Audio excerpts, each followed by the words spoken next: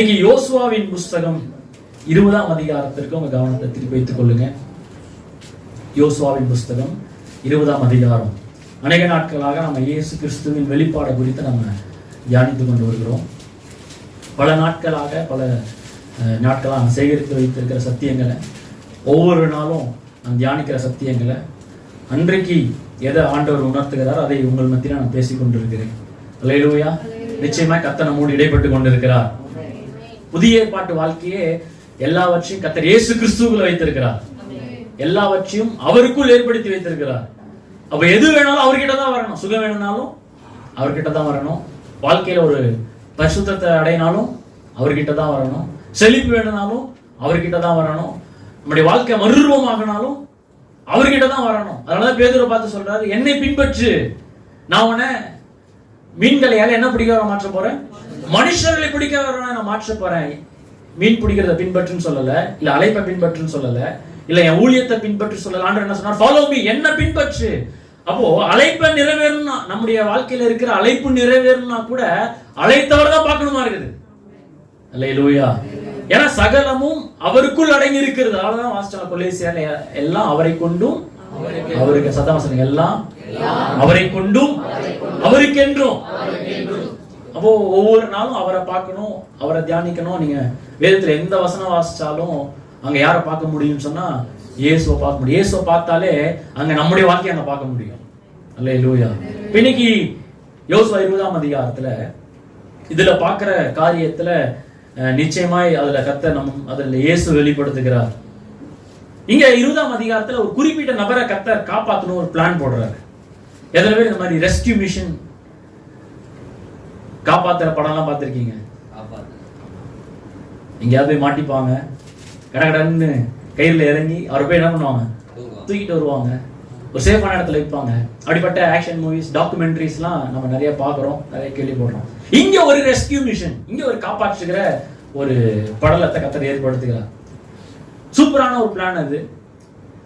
இந்த பிளான்ல அழகா நம்ம இயேசுவை பார்க்க முடியும், அங்க நம்மளை பார்க்க முடியும், நம்ம வாழ்க்கையை அதில் பார்க்க முடியும். எத்தனை பேர் ரெடியா இருக்கிறீங்க? இன்னைக்கு சத்தமே வரல இந்த பக்கம். அல்லேலூயா. 20ஆம் அதிகாரம் 1ல இருந்து 3 வரைக்கும் வாசிக்கிறோம். கர்த்தர் யோசுவாவை நோக்கி, நீ இஸ்ரவேல் புத்திரரோடு சொல்ல வேண்டியது என்னவென்றால், அறியாமல் கைப்பிசகாய் ஒருவனை கொன்றவன் ஓடி போய் இருக்கும்படி நான் மோசேயை கொண்டு உங்களுக்கு கற்பித்த அடைக்கல பட்டணங்களை உங்களுக்கு ஏற்படுத்தி கொள்ளுங்கள். 3ஆம் வசனம், அவைகள் உங்களுக்கு ரத்தப்பழி வாங்குகிறவனுடைய கைக்கு தப்பி போயிருக்கத்தக்க அடைக்கலமாய் இருக்கும். பாருங்க, கவனிங்க, ஆண்டவர் இதை சொல்றாரு. கை தவறி ஒருத்தன் கொலை பண்ணிட்டானா, மனசுல எதுவும் நினைக்காம அவனை கொல்லணும், அவனை சாகடிக்கணும், இவனை எப்படியா தீர்த்து கட்டணும் என்கிற எண்ணம் இல்லாம, கை பிசக்காய், நல்ல ஒரு வார்த்தை, என்ன வார்த்தை? எசக்கு பெசக்க ஆயிடுச்சு அப்படின்ற. கை பிசக்கா, எசக்கு பெசக்க, கை தவறி, தெரியாம ஆயிடுச்சு, அன்இன்டென்ஷனல். அப்ப இந்த மாதிரி நிலைமை வரும்போது, தெரியாம நான் பண்ணிட்டேன், எனக்கு அதை செய்யணும்னு அந்த யோசனையே இல்லை, கை தவறி எப்படியோ அது நடந்துருச்சு, அன்இன்டென்ஷனல் நடந்துருச்சுன்னா என்ன செய்யணும்ட்டு ஆண்டவர் சொல்றாரு. அதுக்கு ஒரு உதாரணம் சொல்றாரு. நீங்க வீட்டுல போய் வாசிச்சு பாருங்க. உபாகமம் 19ஆம் அதிகாரம். பொதுவாகவே பிரசங்கால சொல்லுவாங்க, இதை போய் வீட்டுல போய் வாசிச்சு பாருங்க அப்படின்னுவாங்க. யாரும் வாசிக்கிறாங்கன்னு தெரியல. அவன் நிறைய பேர் அப்படியே நம்ம சொல்றதை பார்த்தா அப்படியே பார்ப்பாங்க, பரவாயில்ல, வீட்டுல போய் பார்த்தா 99%, 99.9 யாரும் என்ன பண்றது இல்ல, வீட்டுல போய் தான் வாசிக்கிறது இல்ல. ஆமா, என்ன சொன்னாலும் என்ன பண்ணிடுறது ஆனா எப்படியாவது ஞாபகம் வரும்போது நீங்க உபாகம் 19ஆம் அதிகாரத்தை வாசிச்சு பாத்தீங்கன்னா ஒரு எக்ஸாம்பிள் கர்த்தர் சொல்லியிருப்பாரு. என்ன சொல்லியிருப்பாருன்னா, ஒரு வேலைக்காக மரவேட்ட போறான். போகும்போது கையில கோடாலி கொண்டு போறான். அப்ப அந்த கோடாலி நீங்க பாத்துட்டீங்கன்னா மரத்தினால செய்யப்பட்டிருக்கும், மேல இதுல இருக்கும், இரும்புனால செய்யப்பட்டிருக்கும். அப்ப மரத்தை வெட்டும் போது அந்த மேல இருக்கிற அந்த மண்டை என்னன்னா லூசா இருந்திருக்கு போல. வெட்டிட்டே இருக்கும்போது டக்குன்னு அது கலண்டு பக்கத்துல இருக்கிற மண்டையில போய் விழுந்துருது.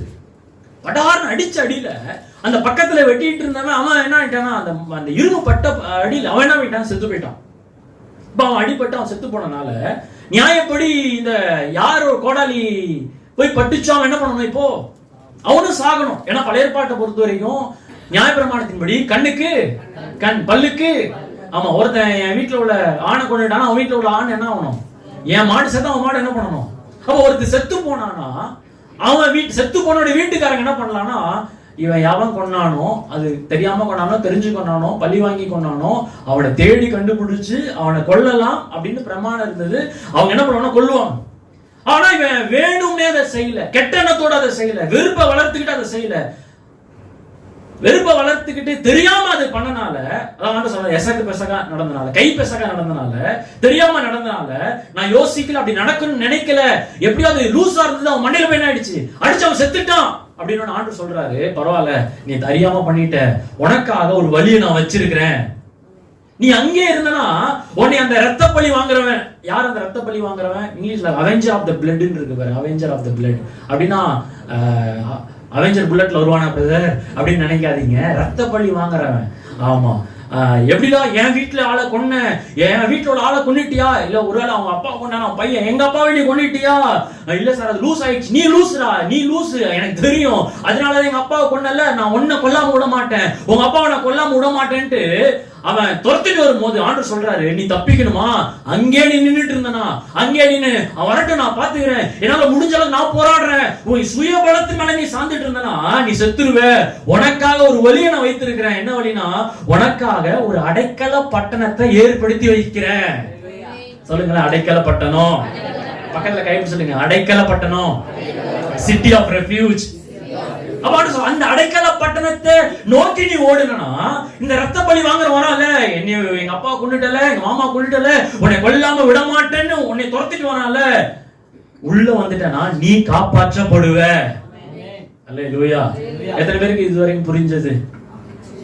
அப்போ மனதளவுல இவன் திட்டம் போடல, மனதளவுல இவன் பிளான் பண்ணல, மனதளவுல வெறுப்பெல்லாம் உண்டாக்கல, மனதளவுல இன்னைக்கு எப்படி அவன் கொல்லணும்ல திட்டம் எல்லாம் போடல. கை தவறி கொலை செய்துட்டான், கை தவறி ஏதோ தவறு செஞ்ச. சில அந்த கிரிக்கெட்ல எல்லாம் நடக்கும் தெரியுமா, நம்ம பாட்டுக்கு இவன் அடிக்கணும் அடிக்க மாட்டோம், இழுத்துவன் அடிப்பான், அடிக்கிற அந்த பால் தான் பார்த்தா எவன் மண்டையில அந்த பால் போய் என்ன பண்ணும், போடும். சொல்லுவான், என் மேல கரை வச்சுட்டு தானே நீ அடிக்கிற, எனக்கு தெரியும், நான் எங்கடா கரை வச்சேன், தெரியாம பண்ணிட்டேன்டா, விட மாட்டான், அதான் நமக்கு வேணும்னே ஃபாஸ்டா பால் போடுவான். அப்போ அந்த மாதிரி ஒரு கை தவறி நடந்தனால ஆண்டவர் சொல்றாரு, நீ அங்கே நிக்காத, ஓடிப்போ, அடைக்கலமாக இருக்கிற இடத்தை தேவன் என்ன பண்ணிருக்காரு, ஏற்படுத்தி இருக்கிறாரு. அந்த மாதிரி பட்டணங்கள்ல தான் வேதம் சொல்லுகிறது அடைக்கல பட்டணம். அல்லேலூயா.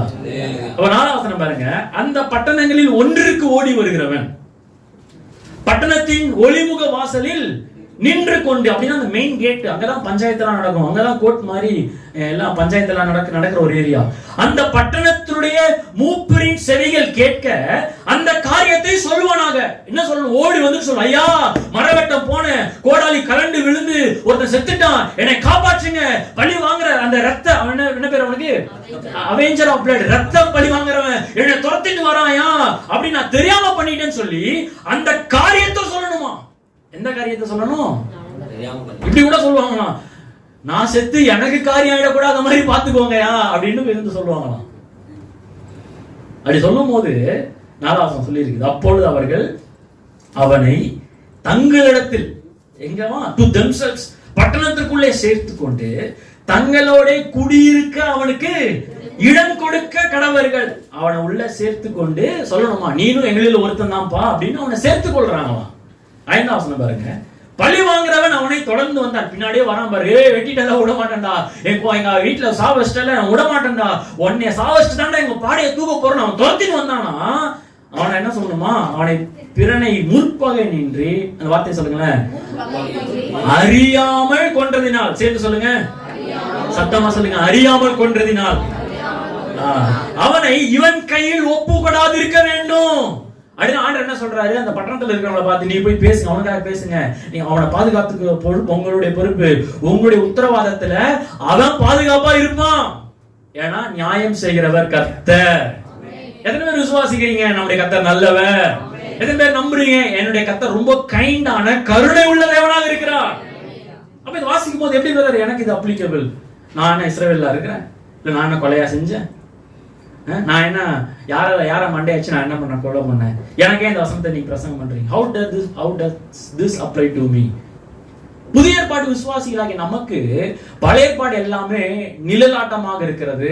நல்ல வேளை நம்ம எல்லாம் நிஜத்துல வாழ்ந்து கொண்டு இருக்கிறோம். அல்லேலூயா. நம்ம எதுல வாழ்ந்துட்டு இருக்கிறோம்? பக்கத்துல பசங்க, நம்ம எல்லாம் நிஜத்துல வாழ்றோம்.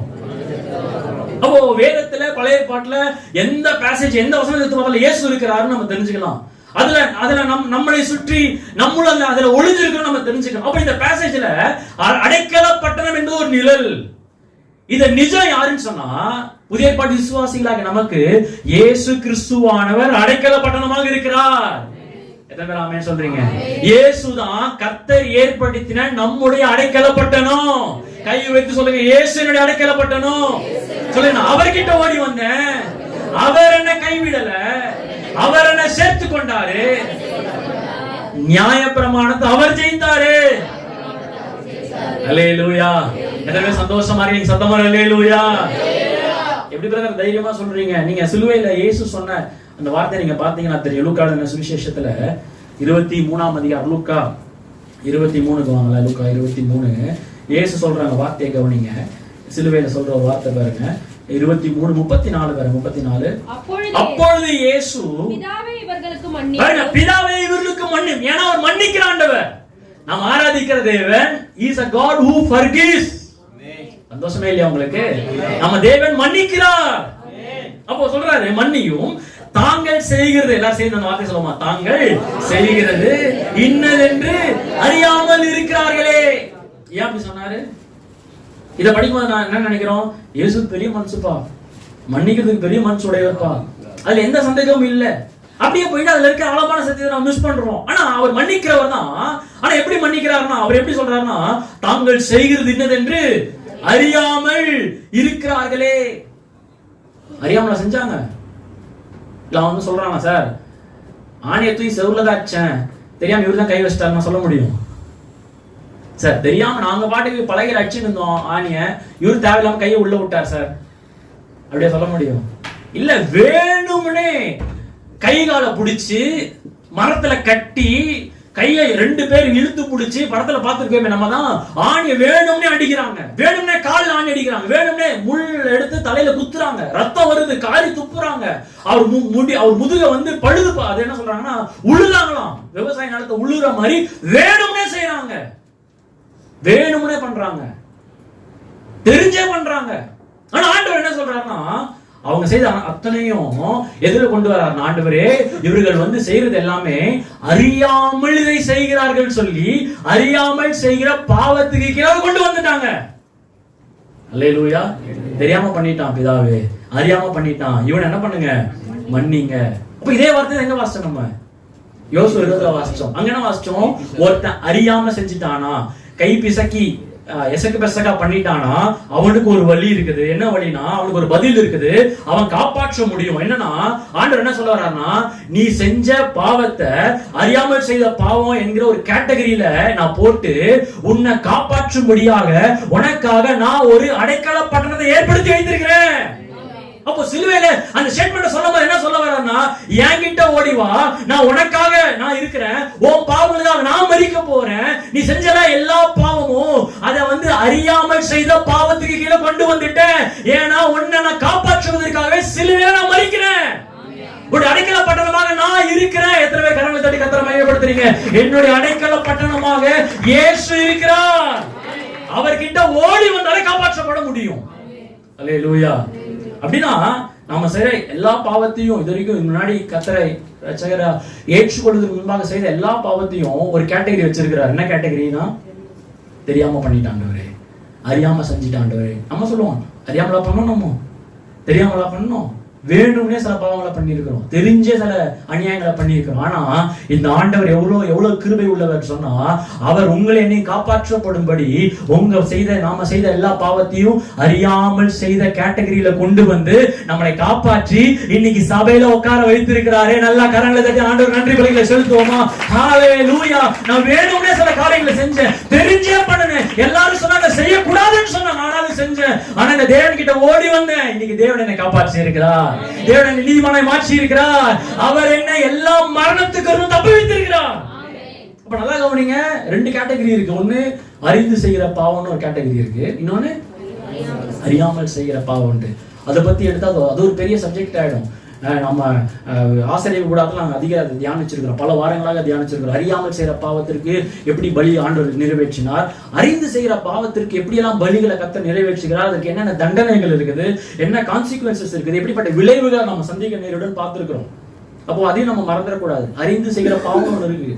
நீங்க எபிரேயர்ல வாசிச்சு பாத்தீங்கன்னா, எபிரேயர் 10ஆம் அதிகாரத்தை வாசிச்சு அந்த வசனத்தை எடுத்து வாசிப்போம். எபிரேயர் 10ஆம் அதிகாரம் 26, 27 நீங்க வாசிச்சு பாத்தீங்கன்னா தெரியும். எபிரேயர் 10, 26, 27.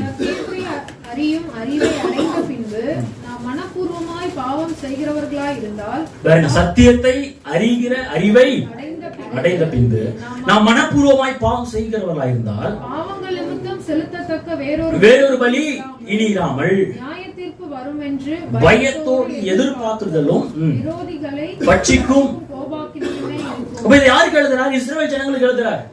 எபிரேய கிறிஸ்தவர்களுக்கு அவர் எழுதுறார். இதை எழுதும் போது கிபி 70க்கு மேல இந்த நிருபத்தை எழுதுறாரு சொல்றாங்க.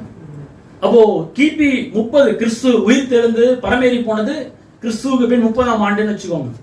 இந்த 30ஆம் ஆண்டுல இருந்து 70ஆம் ஆண்டு வரைக்கும் தேவாலயம் இருந்துச்சு, பலி இருந்துச்சு, ஆராதனை இருந்துச்சு. அதுக்கு பிறகுதான் 70ஆம் ஆண்டுக்கு பிறகுதான் ரோம பேரரசர்கள் வராங்க, நீரோ மன்னர் வராங்க, தேவாலயத்தை தீக்கரையாக்கு மாற்றுறாங்க. அப்ப அந்த 30ல இருந்து 70 வரைக்கும் 40 வருஷங்கள் இந்த மக்கள் தேவனை விட்டு பிரிஞ்சிருந்தாங்க.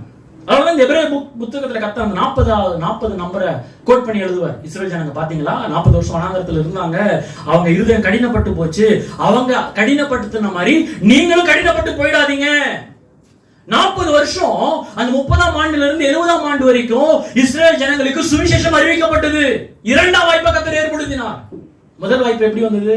இயேசு கிறிஸ்துவே இந்த உலகத்திற்கு வந்தார். எங்க வந்தாரு? எருசலேம்ல வந்தாரு, பெத்லெஹேம்ல பிறந்தார், இஸ்ரவேலுக்காகவே வந்தாரு. முதலாம் வாய்ப்பை அவங்க நிராகரிச்சுட்டாங்க. திரும்ப இயேசு கிறிஸ்து உயிர் தெழுந்த பிறகு மேல் வீட்டு அறையிலே 120 பேர் கூடின போது தேவாவியானவர் பலமா இறங்கினார். அங்க இருந்த 120 பேர் 3000 பேரா மாற்றப்பட்டாங்க. 3000 பேர் 5000 பேரா மாற்றப்பட்டாங்க. 5000 பேர் தேசம் முழுவதும், நாடுகள் முழுவதும் சிதறி திரிந்தார்கள் வாசிக்கிறோம்.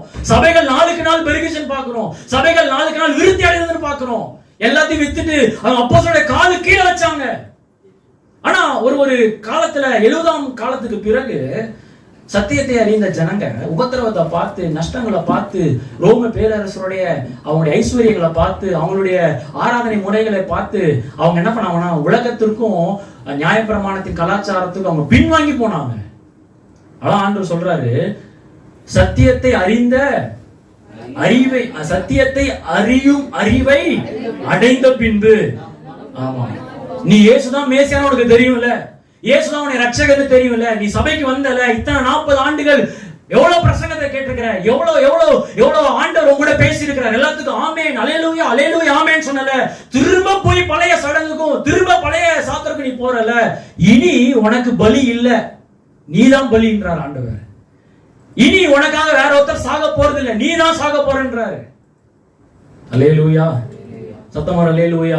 அப்ப அறிந்து செய்கிற பாவனா என்னன்னா, இயேசுதான் என் ரட்சகன்னு தெரிந்த பிறகும், இயேசுதான் என்னை மீட்டவன் தெரிந்த பிறகு, அறிந்த பிறகும், வார்த்தையை கேட்ட பிறகும் திரும்ப போய் இந்த இயேசு வேண்டாம், ஒரு கல்யாணத்துக்காக, ஒரு உலக சடங்குக்காக, ஒரு மனுஷனை பிரியப்படுத்துவதற்காக, சொந்தங்களை பிரியப்படுத்துவதற்காக இந்த இயேசு எனக்கு வேண்டாம் அப்படி நிராகரிச்சுட்டு போறோம் தெரியுமா? அப்படி போய் செய்யறவங்களை கர்த்தர் அறிந்து செய்கிற பாவத்தின் கேட்டகரியில வச்சுட்டாரு. அவங்களுக்காக இன்னொரு பலி இல்ல, அவங்களுக்காக வேற யாரும் மரிக்க போறது இல்ல. அதற்கான பிரமாணத்தை, அதற்கான தண்டனை நம்ம அனுபவிச்சு ஆகணும். தெரியும், நல்லா தெரியும், ஆண்டவரை தேடணும், ஞாயிற்றுக்கிழமை ஆண்டவரை தேடணும். ஆனா ஆண்டவர் நிராகரிச்சுக்கிட்டு வேலை முக்கியம்னு போறது. தெரியும், கர்த்தருக்குள்ள இருக்கிறவங்க ஒரு கிறிஸ்தவ பெண்ணை, கிறிஸ்தவ மன்னகனா திருமணம் பண்ணணும்னு தெரியும். ஆனா அதை நிராகரிச்சுக்கிட்டு ஆண்டவர் வேண்டாம்னு சொல்லிட்டு வேற ஒருத்தர் கோயில்ல போய் வேற புறமதஸ்தார திருமணம் பண்ணி ஆண்டவர் விட்டுட்டு போறாங்களே, அவங்களுக்கு இன்னொரு பலி இல்லை, இன்னொருத்தர் சாக போறது இல்ல, அதற்கு நிச்சயம் தண்டனை அனுபவித்து ஆகணும். அல்லேலூயா. ஆனா நீங்களும் நானும் இந்த இயேசுவை தேடி வந்தனால, இயேசு ஆராதிக்கிற வந்தனால அந்த கேட்டகரியில இல்ல, ஆண்டவர் இன்னொரு கேட்டகரியில வச்சுட்டாரு, அடைக்கல பட்டணத்துல வச்சுட்டாரு, உங்களை அணி கர்த்தர் காப்பாற்றிட்டாரு. சந்தோஷமா இல்லையா? இப்போ சத்தமா அல்லேலூயா சொல்லுங்களேன். அப்போ மனப்பூர்வமாய் செய்யற பாவம், பக்கத்துல கைப்பிடி சொல்லி இந்த பாவத்துக்கு ஜாக்கிரதையா இருங்கன்னு சொல்லுங்க. எத்தனை பேர் இயேசுதான் ரட்சகர்னு ஏற்றுக்கொண்டு அவர் சந்தோஷமா ஆராதிக்க வந்திருக்கீங்க? ஒரு அல்லேலூயா சொல்லுங்க. அப்போ நம்ம செஞ்ச பாவத்தை எல்லாம் ஒரு கேட்டகரியில போட்டார். என்ன கேட்டகரி? அறியாமல் செஞ்சுட்டான் ஆண்டவர். என்னை தேடி வந்துட்டான். ஐயோ இன்னைக்கு எவ்வளவு வேலை இருந்துச்சு, அந்த வேலையெல்லாம் விட்டுட்டு நான் தான் முக்கியம் வந்துட்டான்ல, இவன் செய்யற இந்த பாவத்தெல்லாம் அறியாமல் செஞ்சுட்டான் ஆண்டவர், இவனை மன்னிங்கன்னு சொல்லி கர்த்தர் நம்மளை காப்பாற்றி இருக்கிறார். இதே ஸ்டேட்மெண்ட் தான் பேதுரு எடுத்து எழுதுறாரு பாருங்க. பேதுரு சீஷல் இந்த அப்போஸ்தலர் நடபடிகள் 3ஆம் அதிகாரத்துல பிரசங்கம் பண்ணும்போது அந்த சிலுவையில் அடிச்ச அந்த கும்பலை பத்தி அவங்க கிட்ட பேசுறாரு. என்ன சொல்றாரு? சகோதரருக்கு 3:17 பாருங்க. சகோதரரே, நீங்களும் உங்கள் அதிகாரிகளும் அறியாமையினாலே இதை செய்தீர்கள் என்று. எதனால செஞ்சாங்களா? ஆனா எப்படி செஞ்சாங்க அவங்க? ஆமா, தெரிஞ்சுதான் சொன்ன, நீங்க தப்பு பண்ணிட்டீங்க, நீங்க பாவம் பண்ணிட்டீங்க, ஆனா அதெல்லாம் அறியாமல் செய்த பாவம் என்று கர்த்தர் சொல்லுகிறார். பேதுரு ஒரு இன்விடேஷன் தராரு. அதனால ஒருத்தர் அறியாமல் பாவம் பண்ணினா ரட்சிக்கப்பட வழி இருக்குது. அடைக்கல பட்டணத்துக்கிட்ட ஓடி வந்துட்டா போதும். யார் அந்த அடைக்கல பட்டணம்? இயேசு கிறிஸ்து. அவரை விசுவாசிங்க, அவர் நம்முடைய வாழ்க்கையை மாற்றுகிறவராக இருக்கிறார். கை வைத்து எத்தனை பேர் சொல்ல போறீங்க? இயேசு கிறிஸ்து என்னுடைய அடைக்கல பட்டணம். சொல்லுங்க. அநேக தவறுகள் செய்திருக்கிறேன், சொல்லுங்க. இயேசு எனக்காக அனுபவிச்சுட்டாரு, அவர் என்னை அடைக்கல பட்டணத்துக்குள்ள சேர்த்து கொண்டாரு. சொல்லுங்க. அதனால தீமை எதிர்பார்க்க போறது இல்ல, நன்மை எதிர்பார்க்க போறேன். சொல்லுங்க. நான் கிறிஸ்துவுக்குள் இருக்கிறேன். எத்தனை பேர் அல்லேலூயா சொல்றீங்க? நம்ம எல்லாரும் தவறு செய்திருக்கிறோம். தவறு செய்யாதவங்க யாரும் இல்ல, ஆனா கர்த்தர் நம்மளை காப்பாற்றி இருக்கிறார். சில பேர் அவங்க தவறுகளை சொல்லுங்கன்னா சில பேர் சொல்லுவாங்க, சில பேர் சின்ன தவறு சொல்லுவாங்க, பெருசா பண்ண மாட்டாங்க, மறைச்சிருவாங்க. அப்படி எல்லா விதமான ஜனங்களும் இருக்காங்க. சில பேர் மறைக்கிறாங்க, சில பேர் மறைக்காம இருக்கிறாங்க, சில பேர் எல்லாத்தையும் சொல்றாங்க. ஆனா என்னதான் நீங்க உங்க தவறெல்லாம் லிஸ்ட் போடுனாலும் எப்படியா நம்ம 2 விஷயத்தை மறந்துடுவோம். பக்கத்துல இருக்கிறவன கொல்லணும்னு நினைச்சுமே அது நம்ம எழுத மாட்டோம். ஆமா, நமக்கு விரோதம் எழுப்புகிறவங்க நாசமா போட நினைச்சோம், அதெல்லாம் பண்ண மாட்டோம், எழுத மாட்டோம். நிறைய பாவம் மறைச்சிடுறோம்.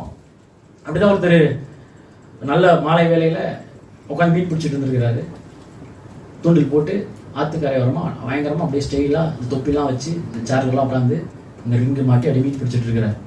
மீன் பிடிச்சிட்டு இருக்கும்போது திடீர்னு அந்த பக்கம் ஒரு சாவு போயிருக்குது. உடனே சாவு பண்ண உடனே அப்படியே டக்குன்னு மீன் பிடிக்க நிப்பாட்டி டக்குன்னு அந்த சாவுக்கு ரெஸ்பெக்ட் தரவாமா எஞ்சி நின்று தொப்பிலாம் ஊத்து அப்படியே கொஞ்ச நேரம் உட்காந்து அப்படியே ஜோம் பண்ணாராம். ஜோம் பண்ணி திரும்பி மீன் பிடிக்க ஆரம்பிச்சாராம். அங்க இருக்கிறவங்களாம் பார்த்தாங்க, எவ்வளவு நல்லவராக பாருங்க, எவ்வளவு பெரிய மனுஷரு, மீன் பிடிச்சு நின்றாரு. ஒரு சாவு போன உடனே அவர் பாட்டி எஞ்சி நின்று இப்படி அவங்களுக்காக ஜோம் பண்றாரு. ரொம்ப நல்லவர் சார் நீங்கன்னு அவர்கிட்ட சொன்னாங்களாம். ஆமா சார், என்ன பண்றது, அவ கூட 30 வருஷம் வாழ்ந்துட்டேன், சார் நேரத்தில் அது கூட பண்ணாட்டி நல்லா மனுஷனா சார் அப்படின்னாலாம். மனைவி செத்து போயிருக்குது, இவர் என்ன பண்ணிட்டு இருக்காரு? உட்காந்து மீன் பிடிச்சிட்டு இருக்கிறாரு. அல்லேலூயா. அப்ப சில பேர் ரொம்ப பெரிய குற்றவாளியா இருப்பாங்க, ஆனா பார்த்தா ஒண்ணும் தெரியாத பப்பா மாதிரி இருப்பாங்க. பாத்திருக்கீங்களா? பக்கத்துல திரும்பி பாத்துறாதீங்க, நான் அவங்க உங்களை பார்த்துன்னு இருக்கிறாங்க. அல்லேலூயா. ஒருத்தர் அப்படிதான் பாவம் பண்ணிட்டு ஃபாதர் கிட்ட போனாராம். Father, bless me father. son, what can I do for you? இல்ல ஃபாதர், தெரியாம ஒரு தப்பு பண்ணிட்டேன். என்ன தப்பு பண்ண? மனசு தெரிஞ்சு நீ சொல்லு. கார்ல வேகமா வந்து நின்னா ஒரு குதிரை நடுவுல வந்துருச்சு, அந்த குதிரை அடிச்சு தூக்கிட்டேன் ஃபாதர் அப்படின்னா. சரி சாரி ஓகே, அந்த குதிரையோட ஓனர் கிட்ட சொன்னியா அப்படின்னா. இல்ல ஃபாதர், அவர் தான் அந்த குதிரை மேலதான் வந்தார், எப்படி சொல்ல முடியும்? ஆளே ஏத்தி கொண்டுட்டாரா, ஆனா ஆளே ஏத்தி கொண்டு சொல்ல மாட்டார், குதிரை அடிச்சு என்ன பண்ணுவாராம் சொல்லுவாரா. அல்லேலூயா. பக்கத்துல வாசல் உனக்கு எனக்கு தெரியும், சொல்லுங்க, உனக்கு எனக்கும் தெரியும், இயேசுதான் நம்முடைய அடைக்கலம். அல்லேலூயா. நல்ல வேளை ரத்த பழி வாங்குறவன் தொடர்றதுக்கு முன்னாடியே இயேசு என்ன காப்பாத்திட்டாரு. இனி நான் தப்பிப்பதற்கு வாய்ப்பே இல்லைன்னு சொன்ன இந்த உலகத்துல அந்த அடைக்கல பட்டணத்துல வந்த எண்ணெய இன்னைக்கு ஜீவனோடு வைத்திருக்கிறாரு. அல்லேலூயா.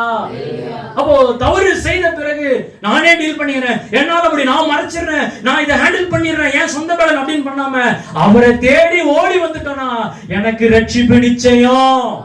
எத்தனை பேர் ஆமென் சொல்றீங்க? என்ன செய்யணும்? ஆண்டவரே, தப்பு பண்ணிட்டு ஆண்டவரே, என்ன நானே காப்பாற்றிக்க என்னால முடியாதப்பா, என் சொந்த பலத்தினால முடியாது ஆண்டவரே, நான் உங்களை தேடி ஓடி வரேன், என் பலவீனத்துலதான் உங்க பலன் பூர்ணமா விளங்கும். நம்மளாம் சொந்த பலத்தினால காப்பாற்றப்பட்டோமா இல்ல அவருடைய பலத்தால காப்பாற்றப்பட்டோமா? யாரால காப்பாற்றப்பட்டோம்? அவரே கதின்னு ஓடி வந்தனால இன்னைக்கு நீங்களும் நல்லா இருக்கிறோம். அல்லேலூயா. பக்கத்துல பார்த்து சொல்லுங்க, ஓடி வந்தனால நான் நீதிமான். அல்லேலூயா. நீதிமொழிகள் 18:10 நினைக்கிறேன், ஒரு ஃபேமஸான வசனம். 18:10 அந்த வசனத்தை வாசினா தெரியும். நீ கர்த்தருடைய நாமம் பலத்த துருகம், நீதிமான் அதற்குள். நல்ல பாட்டு, பழைய கோரஸ் இருக்கு. நீதிமான் தேவனின் நாமத்திற்கே சேர்ந்து பாடுவோமா? தேவனின் நாமத்திற்கே, தேவனின் நாமத்திற்கே உன்னதரே, தேவனின் நாமம் பலத்த கோட்டை, நீதிமான் வாழ்வில் சுகமங்கே, தேவனின் நாமம் பலத்த கோட்டை, நீதிமான் வாழ்வில் சுகமங்கே. நான் நீதிமான் எதனால? தப்பே பண்ணாதனால நீதிமானா? இல்ல, தப்பு பண்ணி அவர்கிட்ட ஓடி வந்தனால நீ நீதிமானாய் மாற்றி இருக்கிறார். தப்பே பண்ணாம ஒருத்தர் நீதிமானாய் மாறினார். யார் அது? இயேசு கிறிஸ்து. ஆனா நான் தப்பு செஞ்சேன்தான், தவறு செஞ்சேன்தான், ஆனா அவர்கிட்ட ஓடி வந்தனால நீ நீதிமானாய் மாற்றி இருக்கிறார். அல்லேலூயா. தெரியாம பண்ணது, சில தெரிஞ்சு பண்ணது, வேணுமே பண்ணது எல்லாத்தையும் அவர் மன்னிச்சிருக்கிறார். ஏன்னா கர்த்தருடைய நாமம் பலத்த துர்கம். ஏன்னா கர்த்தருடைய நாமம் என்பது இயேசு கிறிஸ்து. அடைக்கல பட்டணம் யாருக்கு அடையாளம்? இயேசு கிறிஸ்து. நமக்கு அவங்களுக்கான ஒரு பட்டணமாக இருக்கலாம், ஆனா அந்த அடைக்கல பட்டணம் நமக்கு ஒரு நபர். யார் அந்த நபர்? இயேசு கிறிஸ்து. சத்தமாக அல்லேலூயா சொல்லுகிறேன். அப்போ அந்த நாமம் என் கூட இருக்கிறனால வியாதி என்ன மேற்கொள்ளாது. அந்த நாம என் கூட இருக்கிறனால தைத்திரனை மேற்கொள்ளாது. அந்த நாம என் கூட இருக்கிறனால தவறான காரியங்கள் என்ன மேற்கொள்ளாது. அல்லேலூயா. சத்தமாக அல்லேலூயா. நம்ம செய்ய வேண்டியது என்னன்னா, என்னால முடியும் நின்னு வச்சுக்கோங்க, அது என்னுடைய வீழ்ச்சியே. என்னால முடியும் நின்னா என் வீழ்ச்சி. ஆனா என்னால முடியல நிக்கும் போதுதான் கர்த்தர் என்னை வெற்றியாளனாக மாற்றுகிறார். அல்லேலூயா. எத்தனை பேர் சொல்ல முடியும், இந்த கர்த்தரை தேடி ஓடி வந்தனால இன்னைக்கு நான் நல்லா இருக்கிறேன், இன்னைக்கு நம்மள கால் ஊன்றி நிற்க செய்திருக்கிறார், இன்னைக்கு குடும்பமா கர்த்தர் ஆசீர்வதித்திருக்கிறார். அல்லேலூயா. ரட்சிப்புன்னு வரும்போது ஆமா அது உடனே கர்த்தர் செயல்படுகிற தேவனாக இருக்கிறார். எத்தனை பேர் அதை விசுவாசிக்கிறீங்க? அப்ப இன்னைக்கு உங்க வாழ்க்கையில முழுமையா யாராவது நீங்க அர்ப்பணிக்காம வந்திருக்கீங்களா? யாராவது இந்த இயேசு விடணும் நீங்க வந்திருக்கிறீங்களா? நம்ம டிலே பண்ணாதீங்க, இன்னைக்கே ரட்சிக்கப்படுங்க. ஏன்னா ரட்சிப்புல மட்டும் கர்த்தர் துரிதப்படுத்துகிற தேவனாக இருக்கிறார். லோத்து வீட்டுக்கு போறாரு, சீக்கிரமா கிளம்புன்றார். லோத்து சொல்றாரு, இருங்க சாப்பிட்டு போங்க, அந்த தோசை மாவு தூத்துறேன் அப்படின்றாரு. நீங்க தோசை வேணாம், ஒண்ணு வேணாம், சீக்கிரம் கிளம்பு அப்படின்றாரு, துரிதப்படுத்துறாரு. அப்புறம் சொல்றாரு, ஆண்டவரே என் மருமக மாப்பிள்ளைங்க யாரும் வரமாட்டேங்கிறாங்க ஆண்டவரே, நான் கிண்டல் பண்றேன்னு நினைச்சுக்கிறாங்க ஆண்டவரே. ஆண்டு சொல்றாரு, அவனா மாப்பிள்ளையடா சாக போற வேப்பில, நீ ஃபர்ஸ்ட் கிளம்புன்னு சொல்லி 4 பேரை மட்டும் என்ன பண்றாருன்னா, ஏன்னா ரட்சிப்பு என்பது அது இன்றைக்கு நடக்க வேண்டியது. சகை வீட்டுக்கு போற, சகை வீட்டுக்கு போய் என்ன சொல்றாரு, சகைவே இன்றைக்கும் வீட்டுக்கு என்ன பண்றேன், சாப்பிட வரேன், இன்றைக்கும் வீட்டை போய் ஆயத்தப்படுத்து. சகை நீ போயிட்டு சமைச்சு வச்சுட்டு எனக்கு போன் பண்ண, அப்புறம் நான் வரேன்னு சொன்னாரா? இல்ல, ஏன்னா ரட்சிப்பு என்பது இன்றைக்கே. எத்தனை பேர் ஆமென் சொல்றீங்க? பக்கத்துல கை சொல்லுங்க, இன்றைக்கே நீங்க ரட்சிக்கப்படுங்க. சில பேர் என்ன சொல்றாங்க, நான் இன்னைக்கு சந்தோஷமா இருக்கிறேன் பிரதர், நான் வாலிப நாட்கள் இன்னைக்கு இந்த நாட்களை தான் என்ஜாய் பண்ண முடியும், ஆமா அப்புறம் வயசான பிறகு நான் யார்கிட்ட வரேன், ஏசு கிட்ட. சில பேர் சொல்லி நான் பாத்திருக்கீங்களா, இப்பெல்லாம் நான் வர மாதிரி இல்ல, கொஞ்ச நாள் ஆகட்டும் அப்படின்னு. நான் சொல்றேன், நீங்க வயசாவீங்க என்ன கேரண்டி இருக்குது? ஏன்னா இயேசு இல்லாத வாழ்க்கை இல்லையே. இயேசு இல்லாத ஒரு ஜீவன், அது ஜீவனே இல்லையே. இயேசு இல்லாத நாளை என்பது கேரண்டியே கிடையாது. எத்தனை பேர் ஆமென் சொல்றீங்க? அம்மா நீங்க சொல்ல முடியுமா, நான் இயேசு இல்லாம நான் வாழ்ந்து காட்டுவேன், நாளைக்கே தண்ணீரால் அடிபட்டு சாவலாம், யாருக்கு தெரியும்? அல்லேலூயா. இன்றைக்கு வரைக்கும் நம்மளை காப்பாற்றுகிறார்னா அவர் தானே காப்பாற்றி கொண்டு இருக்கிறார். எவ்வளவு மரணங்கள் நீங்க பாருங்க, நினைச்சு பார்த்திருப்பாங்களா? அன்னைக்கு அந்த லண்டன் கிளம்பின என்ன ஃபிளைட், ஏர் இந்தியால 147 பேர், அந்த 240 பேர் உட்கார்ந்து இருந்தாங்க. ஒருத்தர் கூட அதுல கிறிஸ்டியன், நீங்க பாத்தீங்கன்னா தெரியும். அவங்க நினைச்சிருப்பாங்களா, இன்னைக்கு நம்ம லண்டனுக்கு போவோம், அடுத்த நாள் நம்ம பர்த்டே பார்ட்டி கொண்டாடுவோம், நம்ம ஃபங்க்ஷன் போறோம், அதை செட்டில் போறோம் நினைச்சிருப்பாங்களா? யாருமே நினைச்சிருக்க மாட்டாங்க. ஆனா இமே பொழுது என்ன வந்துச்சு, மரணம் வந்துச்சு. போன வாரத்துல ஒரு அம்மா ஒரு பொண்ணு ஸ்கூலுக்கு போயிருக்கிறாங்க, ஒரு தண்ணி லாரி தடுக்கி விழுந்து கீழே விழுந்தாங்க, பிள்ளை என்ன ஆச்சு, ஸ்பாட் அவுட். பெங்களூர்ல ஐபிஎல் கொண்டாடுறதுக்கு எல்லாம் கூடி இருக்கிறாங்க, அதுல மிதிப்பட்டு 11 பேர் என்ன பண்ணிருக்காங்க. அப்ப மரணம் எப்போ வருதுன்னு தெரியாது. இயேசு இல்லாத வாழ்க்கை அது நிச்சயமற்ற வாழ்க்கை. ஆனா இயேசு நம்ம கூட இருந்தாருன்னா எனக்கு ஒரு நிச்சயம் உண்டு, என்னை பாதுகாக்கிற தேவனாக அவர் இருக்கிறார், நான் மரித்தாலும் திரும்ப பிழைப்பேன். நல்லா கரங்களை தட்டி ஆண்டவரை மகிமைப்படுத்துவோமா? அந்த இயேசுவை தேடி ஓடி வந்தனால இன்றைக்கு நான் நல்லா இருக்கிறேன். அவர் மட்டும்தான் ரட்சிப்பு, அவர் என்னை காப்பாற்றுவார். அல்லேலூயா. போன செவ்வாய்க்கிழமை நானும் நிசி கேரசே மணி 4 பேர் வண்டியில போயிட்டு இருக்கிறோம், தண்டரோட பிரிட்ஜுக்கு கீழே பிரேயருக்காக போயிட்டு இருக்கிறோம். திடீர்னு ஒரு எங்க தெரியல ஒரு கேபிள் அப்படி மேல வந்துருச்சு பாருங்க. நம்ம ஏற்கனவே தெரிஞ்சவங்க காத்தாடினால மெர்சிலா எவ்வளவு பாதிக்கப்பட்டாங்க. ஃபாஸ்டா வந்தோம், கேபிள் டக்குன்னு அப்படியே மேல விழுந்தது, நிசி கழுத்துல மாட்டி என் கையில மாட்டி அடிச்ச மாதிரி பிரேக், 4 பேரும் அப்படி முன்னாடி வந்து விழுந்தோம். நல்லவேளை பின்னாடி எந்த வண்டியும் வராத வரைக்கும் நாங்க காப்பாற்றப்படும். ஏன்னா இந்த இயேசு இருக்கிறனால நாங்க காப்பாற்றப்பட்டு கொண்டு இருக்கிறோம். அந்த கேபிள் மாட்டி இழுத்து எனக்கு 2 நாள் கை சரியான எரிச்சல், அந்த வலி. இப்ப நினைச்சேன், கொஞ்சம் என் மகள் கழுத்துல மாட்டி இருந்தா, கொஞ்சம் பின்னாடி இருக்கிறவங்க கழுத்துல மாட்டி இல்ல, பின்னாடி ஏதாவது வண்டி வந்திருந்தா என்ன இருக்குன்னு நினைச்சு கூட பார்க்க முடியல. ஏன்னா கர்த்தர் ஒவ்வொரு நாளும் ஜீவனோடு காப்பாற்றி கொண்டு இருக்கிறார். எத்தனை பேர் ஆமென் சொல்றீங்க? இப்ப பக்கத்துல பார்த்து சொல்லுங்க, ரட்சிக்கப்படுங்க. இன்றைக்கே ரட்சிப்பு வேணும். அல்லேலூயா. ஆர்தர் கனான் டோயல் அப்படிங்கிற ஒரு புத்தக ஆசிரியர், அவர் எழுதுனாங்க ஷெர்லாக் ஹோம்ஸ். நிறைய பேர் அதை பார்த்துருக்கீங்க. ஷெர்லாக் ஹோம்ஸ் அவர் ஒரு ஹிஸ்டரி புக் எழுதுறாரு, பொயர் வார் அப்படிங்கிற ஒரு ஹிஸ்டரி புக். அதுல பிரிட்டிஷ் ஜனங்களுக்கு எதிராக இந்த பொயர் என்கிற கும்பல் ஒரு யுத்தம் பண்ணுது. அப்போ ஒரு காலகட்டத்தில் அந்த பொயர் வந்து அதிகமா குண்டு போட போட இந்த பிரிட்டிஷ் ஜனங்க சாவர ஒரு நிலைமை ஆயிட்டாங்க. உடனே அவங்க இப்படியா சமாதானத்தை வெளிப்படுத்தணும்னு சொல்லிட்டு ஒரு வெள்ளக்கொடி தேடி பார்த்தா வெள்ளக்கொடி இல்லையா. என்னடா இது வெள்ளக்கொடி இல்ல சமாதானத்தை ஏற்படுத்துறதுக்கு சொல்லிட்டு அவங்க வச்சிருந்த ஒரு தலானி உரையை எடுத்தாங்களாம். வெள்ளை கலர் தலானி உரையை எடுத்துட்டு அதுல சமாதான கொடி தெரியுமே, வெள்ளையில என்ன போட்டிருக்கோம், சிலுவை போட்டிருக்கோம், சமாதான கொடி, பீஸ் பிளாக். அதான் என்ன அதுல கொடி இல்லைன்னு சொல்லிட்டு, சிலுவை இல்லைன்னு சொல்லிட்டு அங்க ஒரு ஒரு சோல்ஜர் ரத்த வெள்ளத்துல இருந்தாலும் அவர் ரத்தத்தை எடுத்து சிலுவை சிம்பிள் போட்டு அந்த தலானி கொடி எடுத்து காட்டினாங்க பாருங்க. அன்னைக்கு அந்த யுத்தம் நின்னுச்சான்.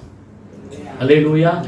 ஒரே வழி நாம பாதுகாக்கப்பட அந்த சிலுவையின் கொடியின் கீழே வந்தாதான் நமக்கு பாதுகாப்பு. அவர் கீழே வந்தா நமக்கு ரட்சிப்பு.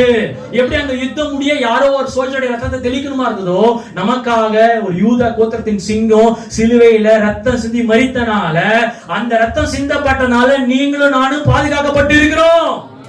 அவர் கிட்ட ஓடி வரும். அவர் தான் நம்முடைய அடைக்கல பட்டணமாக இருக்கிறாரு. அல்லேலூயா. பக்கத்துல கை சொல்லுங்க, எப்பவுமே அடைக்கல பட்டணத்துக்குள்ள இருங்கன்னு சொல்லுங்க.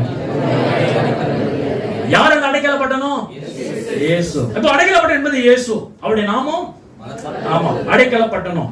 இப்போ இன்னும் கொஞ்சம் டீடைல் நம்ம கத்துக்க போறோம் பாருங்க. இந்த அடைக்கல பட்டணத்துல என்ன ஸ்பெஷல் இருக்குது? இது உள்ள போனா போதுமா? இது நல்ல ஊரா இல்ல இது கெட்ட ஊரா? உள்ள போனா நமக்கு என்ன நன்மைகள் இருக்குது? 4ஆம் வசனத்தை வாசிங்க. அந்த யோசுவா 20:4. அந்த பட்டணங்களில் ஒன்றுக்கு ஓடி வருகிறவன் பட்டணத்தின் ஒளிமுக வாசலில் நின்று கொண்டு அந்த பட்டணத்தினுடைய மூப்பரின் செவிகள் கேட்க தன் காரியத்தை சொல்வானாக.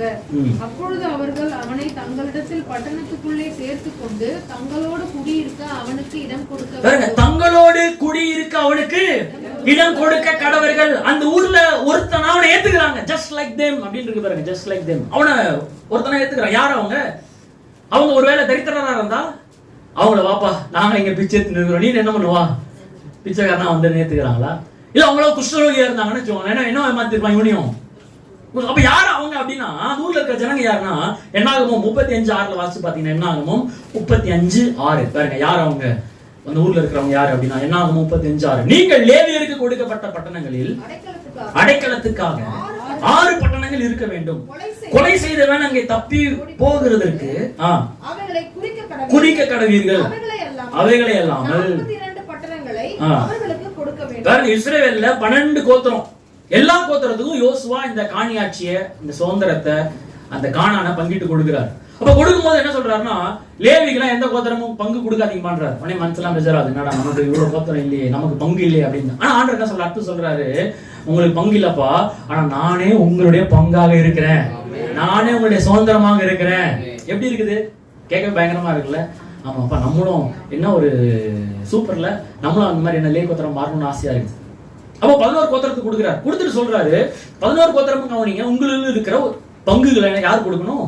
லேவியர்கள் கொடுக்கணும்ன்றாங்க. அப்போ ஒவ்வொரு கோத்திரமும் அவங்கள இருந்து ஒரு பட்டணத்தை கொடுக்குறாங்க. அப்படி 48 பட்டணங்கள் கொடுக்கப்படுகிறது. எத்தனை பட்டணம்? 48. அப்ப தேசம் முழுவதும் அவங்களுக்கு கொடுக்கிறது. நார்த்ல கொடுக்குறாங்க, சவுத்ல வருது, ஈஸ்ட்ல வருது, வெஸ்ட்ல வருது, எல்லா பக்கமும் இஸ்ரேல் தேசத்துல 48 பட்டணங்கள் யார் இருக்கிறா? இப்போ லேவியர்கள் இருக்கிறாங்க. அதுல ஆண்டவர் சொல்றாரு பாருங்க, நீங்க லேவியருக்கு கொடுக்கப்பட்ட பட்டணங்களில் அடைக்கலத்துக்காக எத்தனை பட்டணங்கள்? 6 பட்டணங்கள் இருக்க வேண்டும். கொலை செய்தவன் அங்கே தப்பி ஓடி போகிறதற்கு அவைகளை குறிக்க கடவீர்கள். அவைகள் அல்லாமல் 42 பட்டணங்களை அவர்களுக்கு, டோட்டல் 48. அதுல எத்தனை பட்டணம் கொடுக்குறாங்க? அப்போ இந்த அடைக்கல பட்டணத்துல ஃபுல்லா யார் இருந்தாங்க? லேவியர்கள் வாழ்றாங்க. அப்ப மத்த கோத்திரத்திற்கும் லேவியருக்கு என்ன வித்தியாசம்னா, லேவியர்கள் யாரு? அவங்க கர்த்தருக்காக, கர்த்தருடைய முழு நேர ஊழியத்திற்காக அர்ப்பணிக்கப்பட்ட ஆசாரிய கூட்டம். சொல்லுங்க, லேவி கோத்திரம், ஆசாரிய கோத்திரம். அல்லேலூயா. அப்ப இந்த அடைக்கல பட்டணத்துல யார் இருந்தா? லேவியர்கள், ஆசாரியர்கள். இப்ப இந்த அடைக்கல பட்டணத்துல ஓடி வரான்னு வச்சுக்கோங்களேன், என்னை காப்பாத்துங்க ஓடி வந்தா, அவனையும் என்ன மாத்திடுறாங்கன்னா தங்களில் ஒருவனாக அவங்க மாத்திடுறாங்க. அல்லேலூயா. ஆனா பழைய ஏற்பாட்டை பொறுத்த வரைக்கும் லேவியர்கள் மட்டும்தான் ஆசாரிய கோத்திரம், அவங்க மட்டும்தான் ஆசாரிய பணிகளை செய்ய முடியும். ஆனா யாரெல்லாம் புதிய ஏற்பாட்டுல இருக்கிற நம்ம இந்த அடைக்கல பட்டணம் இயேசுவை தேடி ஓடி வரமோ, 1 பேதுரு 2:9 சொல்லியிருக்கு, நீங்கள் அந்தகாரத்தில் நின்று ஆச்சரியமான ஒளியிடத்துக்கு வரவழைத்தவருடைய புண்ணியங்களை அறிவிக்கிற தெரிந்து கொள்ளப்பட்ட சந்ததியாயும் ராஜரீக ஆசாரிய கூட்டமாயும் பரிசுத்த ஜாதியாயும் அவருக்கு சொந்த ஜனமாய் இருக்கிறீர்கள். நல்லா கரங்களை தட்டி அந்த அடைக்கல பட்டணத்துக்குள்ள தேடி ஓடி வந்த நம்மள கர்த்தர் ராஜரீக ஆசாரியர்களா மாற்றி இருக்கிறாரே. சொல்லுங்க, புதிய ஏற்பாட்டுல நானும் ராஜரீகமான ஆசாரிய கூட்டம். பக்கத்துல தட்டு சொல்லாம லேவியர்கள் சொல்லுங்க. அல்லேலூயா. அப்படின்னா என்ன? அநியாயமா பாவம் செய்த ஜனங்க யாரு? அதுவும் நம்ம தான். அவன் நானே எல்லாத்தையும் பாத்துக்கிறேன் நிக்காம, என் சுயபலத்துல நிக்காம அவர்கிட்ட தேடி ஓடி வந்து அடைக்கல பட்டணத்திற்குள்ள தஞ்சம் புகுந்தனால இன்றைக்கு என்னையும் ஆசாரிய கூட்டமாக மாத்தி இருக்கிறாரு. நான் தவறு செய்தவனாக இருந்தேன், இன்னைக்கு கர்த்தரை ஆசாரியனாக மாற்றி இருக்கிறாரு. பயந்து ஓடிட்டு இருந்தேன், இன்னைக்கு பரிசுத்த ஜாதியை கர்த்தர் மாற்றி இருக்கிறாரு. ஒண்ணுமில்லாம நான் இருந்தேன், இன்னைக்கு சகலவற்றுக்கும் உடையவனாக கர்த்தர் மாற்றி இருக்கிறாரு. நல்லா கரங்களை தட்டி கர்த்தரை மகிமைப்படுத்துங்க. ஒரு நாள் பாவம் செய்துட்டு இருந்தேன், இன்னைக்கு பரிசுத்த ஜாதியாய் மாற்றிட்டாரு. ஹalleluya. ஒண்ணே ஒண்ணுதான், அவர்கிட்ட ஓடி வந்தேன். பக்கத்துல பாருங்க, எவ்வளவு மொல்ல மாதிரியா இருந்தான்னு தெரியுமா? மொல்ல மாதிரி, உச்சோக்கி, வேற என்ன சொல்லலாம், பேமாலி, எப்படிலாம் ரொம்ப மோசமா இருந்தோம். அவர்கிட்ட வந்தனால இன்னைக்கு நம்மளை ராஜரீக ஆசாரியராக மாத்தி இருக்கிறார்.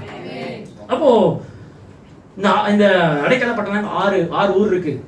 ஃபர்ஸ்ட் இமேஜ் போட்டீங்கன்னா அதுல ஒரு இமேஜ் காட்டுற பாருங்க. இஸ்ரேல் மேப்ல இந்த அடைக்கல பட்டணத்தை எங்கெல்லாம் இருக்குது நம்ம பார்க்க போறோம்.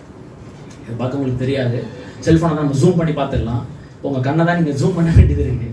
ஓகே, அடுத்த இமேஜை நம்ம பார்த்தோம்னு சொன்னா அது கிளியரா இருக்கு பாருங்க. இதான் இஸ்ரேலுடைய மேப். இந்த மேல ஒன்று தெரியுமா? இதுதான் சி ஆஃப் கலீலி, கலிலேயா கடல் அப்படின்னு. அங்கதான் இயேசு நடந்து வந்தது, அங்கதான் பேதுரு மீன் பிடிச்சது, அதெல்லாம் அங்க. கீழே வந்து சவக்கடல் சொல்லுவாங்க. ஆமா, இது நடுவுல ஒரு நூல் மாதிரி தெரியுமா? அதுதான் யோர்தான் நதி. அப்ப யோர்தான் நதி இஸ்ரேல 2ஆ பிரியுது. ஆமா, ஈஸ்ட் வெஸ்டா அது யோர்தான் நதி பிரியுது. அப்போ 6 பட்டணங்கள் பாருங்க. காதேஷ் சொல்லுங்க, காதேஷ், கோலான், ராமோத், பெசேர், ஹெப்ரோன், சிகேம். 6 பட்டணங்கள். ஆமா, நார்த்ல அந்த பட்டணம் இருக்குது, சவுத்லயும் அந்த பட்டணம் இருக்குது, ஈஸ்ட்லயும் அந்த பட்டணம் இருக்குது, வெஸ்ட்லயும் அந்த பட்டணம் என்னது இருக்குது. அப்ப கர்த்தர் இந்த அடைக்கல பட்டணத்தை எப்படி ஸ்ப்ரெட் பண்றாருன்னா பாருங்க, எவ்வளவு கருணை உள்ளவரா இருக்கிறார் பாருங்க ஆண்டவர். இந்த 6 பட்டணத்தையும் நான் இங்கே போட்டுட்டாங்க எப்படி இருக்கும்? ஆமா, நார்த்ல இருக்கிறவன் தப்பு பண்ணிட்டான், கொலை பண்ணிட்டான், தெரியாம பண்ணிட்டானா, அவன் ஓடி இங்க வர்றதுக்குள்ள அவன் ரத்தப்பள்ளி வாங்குறவன் அடிச்சு கொள்றான் இல்லையோ, மூச்சு வாங்கி செத்துருவான். ஓடி வர்றதுக்கு அவன் என்ன பண்றாங்க, மூச்சு வாங்கி நாக்கு தள்ளி தண்ணி இல்லாம போய் சிரமமா இல்ல செத்துருவான். ஆனா ஆண்டவர் எப்படிப்பட்ட ஒரு நல்ல கிருபை உள்ளவரா இருக்கிறாருன்னா, நீ ஈஸ்ட்லனாரு, நீ வெஸ்ட்லனாரு, நீ வடக்குலையாரு, தெற்குலையாரு, ஆனா நீ தப்பு பண்ணிட்ட அப்படின்னா என்கிட்ட ஓடி வருவதற்கு உன்னுடைய அடைக்கல பட்டணமாகிய நான் சமீபமா இருக்கிறேன். எத்தனை பேர் ஆமென் சொல்றீங்க? கையில் சொல்லுங்க, அடைக்கல பட்டணம் எல்லாருக்கும் பக்கத்துல இருக்குது. அதுலவா இயேசு எல்லாருக்கும் ரீச்சபிளா தான் இருக்கிறாரு.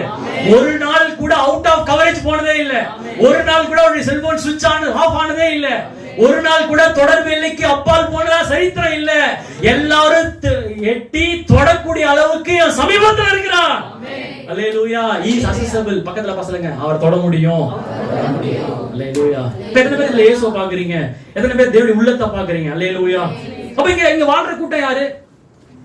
லேவியர்கள். லேவி யாரு? கர்த்தருக்காக ஊழியம் செய்கிற ஒரு ஆசாரிய கூட்டம். அப்ப அந்த ஆசாரிய கூட்டத்தோடு வாழ்கிறது பெரிய விஷயமா அப்படின்னா நிச்சயமா ஒரு பெரிய ஆசீர்வாதம். அல்லேலூயா. ஏன்னா இவங்க வாழ்ற பட்டணங்கள் இருக்குல்ல, இந்த 48 பட்டணங்களே இஸ்ரவேலே சிறந்த பட்டணங்கள், குளிர்ச்சியான பட்டணங்கள், எல்லாம் மலை பிரதேசத்துல இருக்கிற பட்டணங்கள். அதனால எல்லாமே நல்ல உச்சிதமான உணவு கிடைக்கிற ஒரு பட்டணங்கள் 48 பட்டணங்கள், நல்ல கிளைமேட், நல்ல விளைச்சல் உள்ள பட்டணங்கள். அப்போ அடைக்கல பட்டணத்துக்குள்ள நீ வந்துட்டீங்கன்னா உங்களுக்கான சிறந்தவைகளை தருகிறார் அவர். எத்தனை பேர் ஆமென் சொல்றீங்க? பக்கத்துல பா சொல்லுங்க, நாம் சொல்லுங்களேன், நம்மளும் ஆசாரிய கூட்டம் தான் அடைக்கல பட்டணத்துக்குள்ள இருக்கிறோம். சொல்லுங்க, நிச்சயமா நல்லா இருப்போம். எத்தனை பேர் விசுவாசிக்கிறீங்க? எப்படி நாங்க ஆசாரியர்கள் வாழ்ந்தாங்க பாருங்களேன். என்னாகும் 18 அதிகாரத்தை நீங்க ஒண்ணு, என்னாகும் 18 என்னாகும் 18 11 12 பாருங்க. இஸ்ரவேல் புத்திரர் ஏறெடுத்து படைக்கிறதும் அசைவாட்டுகிறதுமான அவருடைய எல்லா காணிகளின் படைப்பும் உன்னுடையவைகளாய் இருக்கும் அப்படின்னா லேவி கோத்திரத்துக்கு ஆண்டு சொல்லிட்டு இருக்காரு, ஆசாரியத்துக்கு சொல்லிட்டு இருக்காரு. எதெல்லாம் அங்க காணி கொடுக்குறாங்க அதெல்லாம் என்னது? உன்னுடையதா இருக்கும். அவைகளை உனக்கும் உன் குமாரருக்கும் உன் குமாரத்திகளுக்கும் நித்திய நியமமாக கொடுத்தேன். உன் வீட்டில் சுத்தமானவர்கள் எல்லாரும் அவைகளை சாப்பிடுறத பத்தி பேசிக்கிட்டு இருக்கிறாரு. தானியங்கள் ஆக்சுவலா இன்னைக்கு யூதர்கள் எதை சாப்பிடுவாங்கன்னா தானியங்கள், வர்த்த கோதுமை, வார் கோதுமை அப்படியே சாப்பிடுவாங்க. பிரெட், அவங்களுக்கு என்னதான் ரொட்டி. ஆமா, நம்ம சாப்பிடுறோம்ல தந்தூரி ரொட்டி, வேற என்ன ரொட்டி, பட்டர் நான், அது மாதிரி பெரிய தால்ச்சா ரொட்டி அப்படின்னு நிறைய ரொட்டி சாப்பிடுறோம். பெரிய பெரிய ரொட்டிலாம் இருக்கும், அதெல்லாம் சாப்பிடுவோம். அதுதான் எல்லாருமே சாப்பிடுவாங்க. ஆனா இந்த ஆசாரிகள் எப்படி சாப்பிடுவாங்கன்னா எப்பவுமே அவங்க சாப்பாடுல என்ன இருக்குன்னா கறி இருக்கும். சந்தோஷமா இருக்கா இல்லையா? நம்ம எல்லாம் எப்ப கறி சாப்பிடுவோம்? ஞாயிற்றுக்கிழமை. இன்னைக்கு எல்லா வீட்லயும் கம கம கமன்னு இருக்கும். மட்டன், சிக்கன், பீஃப், ஃபிஷ், தடகால வர முடிஞ்சிச்சான் உங்கள் கவனத்திற்கு. ஆமா, மீன் கூட நம்ம நல்லா வாங்கி சாப்பிடலாம். நம்மளும் வாரத்துக்கு ஒரு நாள், மிஞ்சி போன வாரத்துக்கு 2 நாள், அழுகாட்டி சில பேர் வாரத்துக்கு 3 நாள். எல்லா நாளும் நான்வெஜ் சாப்பிடுறவங்க யாரும் இல்ல. குத்தா நம்ம நல்லா தான் இருக்கும். வீட்டுல செய்யறது 2 நாள், கடையில் வாங்கி சாப்பிடுறது ஒரு 3 நாள், அப்படின்னு ஒரு 5 நாள் மேனேஜ் பண்ணிடுறோம். ஒரு 2 நாள் என்ன பண்ண ரசம் சாப்பிட வேண்டியதா இருக்கு. ஆனா இந்த ஆசாரியர்கள் பிரீஸ்ட் என்ன மாதிரி உணவுனா சமாதான பலி எடுத்துட்டு வருவாங்களே. இந்த சமாதான பலி எடுத்துட்டு வரும்போது வேவ் ஆஃபரிங் என்று ஏர் எடுத்து படைக்கிற பலி, ஏர் எடுத்து படைக்கிற பலி. சொல்லுங்க, கையை இப்படி வச்சு காட்டுங்க. ஏர் எடுத்து படைக்கிற பலி. அந்த ஆட்டுடைய ஷோல்டர் கறி இருக்குல்ல, அது அப்படி தூக்கி, அதான் வந்து சாரி, இது வந்து அசைவாட்டுகிற பலி. சொல்லுங்க, அசைவாட்டுகிற பலி. அசைவாட்டு அதோட தொடையை எடுத்து இப்படி இப்படி படைப்பாங்க, அதான் ஏர் எடுக்கிற பலி, வீவ் ஆஃபரிங். இது வந்து அசைவாட்டுகிற பலி. அப்போ அந்த பலி இப்ப இதுலயே சிலுவையின் வெளிப்பாடு வந்துருச்சு பாருங்க. அசைவாட்டுகிறது இது என்னது? ஏறு. அப்ப எல்லா பலியிலையும் நீங்க பார்க்கலாம், சிலுவையை நீங்க பார்க்கலாம். அதுக்குள்ள நான் போக விரும்பல. அப்ப பாருங்க, ஒவ்வொரு நாளும் ஆசாரியர்கள் என்ன உணவுன்னு சொன்னா ஆட்டு தொடையும் ஆட்டு ஷோல்டரும் பயங்கரமான உச்சிதமான உணவு. எத்தனை பேர் ஆமென் சொல்றீங்க? சத்தமா அல்லேலூயா. ஆண்டவர் என்ன சொல்றாருன்னா, நீ என்ன கனப்படுத்தினால, ஆமா, நீ என்ன தேடி வந்தனால, நீ மாத்திரமல்ல நீயும் உன் பிள்ளைகளும் இந்த தேசத்தில் உள்ள சிறந்தவைகளை நீங்க புசிப்பீங்க. ஆரோக்கியமான உணவினால கர்த்தரை போஷிப்பார். இயற்கையான உணவு மாத்திரமல்ல, ஒவ்வொரு வாரம் ஒவ்வொரு நாளும் ஆவிக்குரிய மன்னாவினாலும் நம்மளை போஷிக்கிற ஒரு அடைக்கலப்பட்ட அவரே. இந்த உலகம் வேணா கெட்ட கெட்ட செய்தினால கொடுத்து ஒவ்வொரு நாள் உலகத்தை நாசப்படுத்துது. குப்பை தொட்டில இருந்து எடுத்து சாப்பிடுற மாதிரி உலகத்துல இருக்கிற செய்திகள் எப்படி இருக்குன்னு சொன்னா ரொம்ப அழுக்கும் அசுத்தங்கள் நிறைந்ததாக இருக்குது. ஆனா ஒவ்வொரு நாள் ஒவ்வொரு வாரமும் விசேஷித்த வெளிப்பாடுனால இந்த வார்த்தையின் என்கிற மன்னாவினால என்ன சிறந்த கர்த்தர் போஷிக்கிறாரே. நல்லா கரங்களை தட்டி கர்த்தரை மகிமைப்படுத்துங்களேன். ஹல்லேலூயா, ஹல்லேலூயா. பக்கத்துல அனாதையா இருந்தேன், அடைக்கல பட்டணத்தை தேடி ஓடி வந்தேன், இப்போ சிறந்ததா சாப்பிடுறேன். எத்தனை பேர் சிறந்ததா சாப்பிட்டுட்டு இருக்கிறீங்க?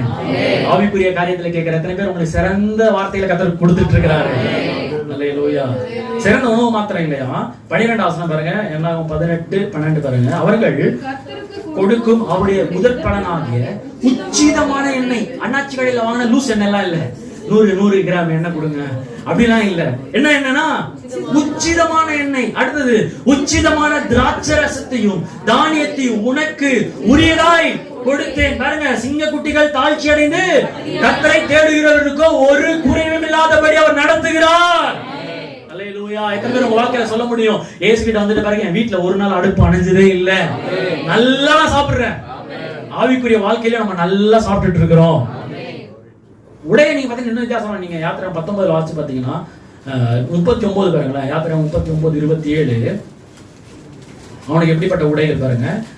ஆரோனுக்கும் அவன் குமாரருக்கும் மெல்லிய பஞ்சு நூலால் நெசவு வேலையான அங்கிகள்.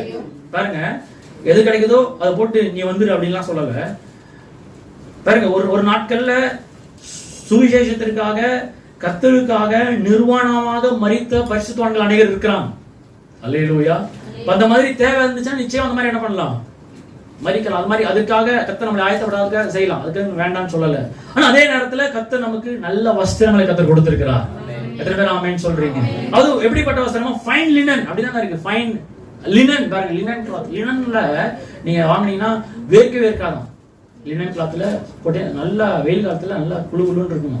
எனக்கு தெரியாது பாருங்க. இங்க ஒரு கிஃப்டா ஒரு லினன் கிளாத்ல ஷர்ட் வந்துச்சு, அதை தைச்சு போட்டேன்.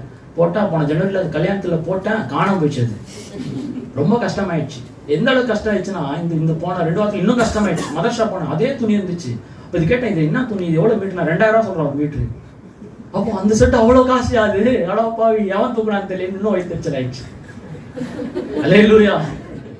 அப்போ ஆண்டவர் எப்படி எப்படி வைக்கிறாருன்னா நம்ம உடுத்துறதெல்லாம் பெஸ்டா உடுத்துறாரு. சார் சொல்லலாம், இன்னும் நீ இவ்வளவு காசு வாங்கி இருக்கிற, எவ்வளவு பேர் பட்னியா இருக்கிறாங்க தெரியுமா? ஆண்டவர் ஒண்ணு நம்மள பட்னி போட்டு மத்தவனை போஷிக்கிறவர் அல்ல. அவர் ஒண்ணு ராபின் உண்டியில நம்மகிட்ட இருந்து திருடி இன்னொருத்தனை போஷிக்கிறவர். ஆமா, நம்மளை போஷித்து எப்படி போஷிப்பார்னா நம்ம மூலியமா 100 பேர் ஆசீர்வதிக்கப்படுகிற அளவுக்கு போஷிப்பார். எத்தனை பேர் விசுவாசிக்கிறீங்க? சத்தமா அல்லேலூயா. அவருடைய பிள்ளைகளை குறைவில்லாமல் அவர் நடத்துகிறார். அப்போ அடைக்கல பட்டணத்துல வந்த இவங்களுக்கு நல்ல சாப்பாடு, நல்ல உடை, நல்ல தங்குகிற இடம். அது மாத்திரம் இல்ல, இந்த லேவி கோத்திரம் தான் அன்னைக்கு இருந்த worship leaders, best musicians. Israel நாட்டுல எங்க மியூசிக் சத்தம் அதிகமா கேட்கணும், லேவி பட்டணங்களை தான் அதிகமா கேட்குமா. ஏன் தெரியுமா? லேவி கோத்திரம் தான் ஆராதனை வீரர்கள் அவங்க. அல்லேலூயா. அப்போ அன்னைக்கு அதிகமா தேவன் ஆராதிச்சுட்டு இருந்தது யாருன்னு சொன்னா, யாரு தப்பிச்சோம் பிரச்சனை ஓடி வந்தானோ இன்னைக்கு அவன் இன்னும் அதிகமா கர்த்தரை ஆராதிக்கிறவனா மாறுறான். யாராவது அவனை பார்த்து, டேய் என்னடா இங்க நிக்கிற, உன் ஸ்டோரியை சொல்ல அவன் சொல்லியிருப்பான். அன்னைக்கு ஒருத்தன் தெரியாம சாவஸ்டண்டா, அவன் மண்டே வாஷ்டண்டா, நானு அச்சு புச்சுன்னு ஓடி வந்தேன், அடைக்கல பட்டணத்துக்குள்ள வந்தேன். ஒரு நாள் இப்ப இப்படி யோசிச்சு பாருங்களேன், நம்ம அடைக்கல பட்டணத்துல இருக்கிறோம். மச்சான் யாராவது போன் பண்ணாங்க, நம்ம ஒண்ணு வீடியோ போட்டு, டே இங்க பாருடா, அன்னைக்கு தப்பிச்சு ஓடி வந்தேன், இந்த அடைக்கல பட்டணத்துல வந்தேன் பாத்தியா, நீங்க என் ட்ரெஸ்ஸ பாரு, என் சாப்பாட்டை பாரு, என்னுடைய ஆசீர்வாதங்களை பாரு, இதெல்லாம் எப்படி நடந்ததுன்னா அவரை தேடி ஓடி வந்தேன், இன்னைக்கு அவர் என்ன மாற்றி இருக்கிறாரு. எத்தனை பேர் ஆமென் சொல்றீங்க? சத்தமா அல்லேலூயா. நாம நல்லா இருக்கிறதுக்கான காரணம் அவர் மட்டும்தான். அப்போ பக்கத்துல பார்த்து சொல்லுங்க, இந்த இயேசுவை விட்டுறாதீங்கன்னு சொல்லுங்க. அல்லேலூயா. அவர் நல்லா வாழ வைப்பார். சில டைம் குறைவுகள் வரலாம், அதுக்கு போராட்டமே வராதுன்னு சொல்லல, அதுக்குன்னு பிரச்சனைகள் வராதுன்னு சொல்லல. பிரச்சனையின் மத்தியிலையும் அவர் திடப்படுத்துகிற தேவனாக இருக்கிறார். அப்போ இதோட முடிவு என்ன?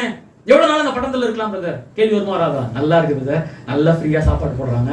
சித்திக்கு போயிட்டு வந்தா அப்படிதான், இங்க இருந்தெல்லாம் பிரதர் நல்ல கிளைமேட், டைம் எல்லாம் கொடுத்துடுறாங்க, எல்லாம் நல்லா இருக்குன்னா. அப்போ சில இடத்துல அச்சு துரத்திடுவாங்க நம்மள. என் ஹோட்டல் புக் பண்ணா 1 நாள் 2 நாள் தான், அதுக்கப்புறம் என்ன பண்ணுவாங்க, நம்மள டைம் முடிச்சுன்னா என்ன பண்றாங்க, இப்ப நம்ம வீடியோ சொந்தக்காரங்க வராங்க சொல்லுவாங்க, விருந்தும் 3 நாள் தான், அதனால யார் வீட்லயும் போய் தங்கிடாதீங்க. அப்புறம் கேட்பாங்க, எப்போ போறீங்க, ரிட்டர்ன் டிக்கெட் போட்டீங்களா, ரிட்டர்ன் டிக்கெட் போடவா நானு, எதுக்கு எப்போ கிளம்புறீங்க.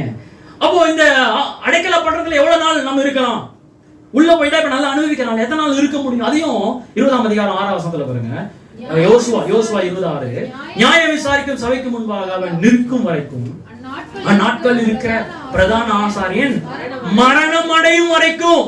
பாருங்க, அவன் அந்த பட்டணத்துல குடியிருக்க கடவன், பின்பு கொலை செய்தான், தான் விட்டோடி போன தன் பட்டணத்திற்கு தன் வீட்டிற்கும் திரும்பி போக வேண்டும் என்று உள்ள போகும்போது ஐபிரிஸ்ட் இருக்கிறாரு. அம்மா வரவேற்பு, வாப்பா வாப்பா, என்னவா பண்ண, இதெல்லாம் பண்ணிட்டேன், தெரியாம பண்ணிட்டேன், பரவாயில்ல சரி வா. அவன் ட்ரெஸ் கொடுக்குறாங்க, அவனுக்கு சாப்பாடு கொடுக்குறாங்க, நல்ல பாட்டு, நல்ல டான்ஸ், ஒரே ஆட்டம் பாட்டம். திடீர்னு ஒரு நாள்ல நியூஸ் வருது, தம்பி என்ன சார் ஆச்சு, ஐபிரிஸ்ட் பிரதான ஆசை இறந்துட்டாருவா. அப்படியா சார், ஆழ்ந்த இறங்கல் சார், சரி சார் அப்படின்னு திருப்பி சிக்கன் பீஸ் எடுப்போம். சிக்கன் பீஸ் எல்லாம் எடுக்காதப்பா, ஐபிரிஸ்ட் இறந்துட்டா நீ என்ன பண்ணணும், வெளியே கிளம்பிடணும் சார். வெளியே வெயிட் பண்ணிட்டு இருக்கான், நான் வந்து 2 நாள், அவன் வந்து 2 மணி நேரத்துல ஐபிரிஸ்ட் செத்துட்டா நின்னா அவன் கதை நான் யோசிச்சு பாருங்க. ரொம்ப ஒரு கொடுமையா எல்லாம் இருக்கும். வெளியில அவன் வெயிட் பண்ணிட்டு இருப்பாங்க, கத்தி வச்சு நிற்பான். யார் அவன்?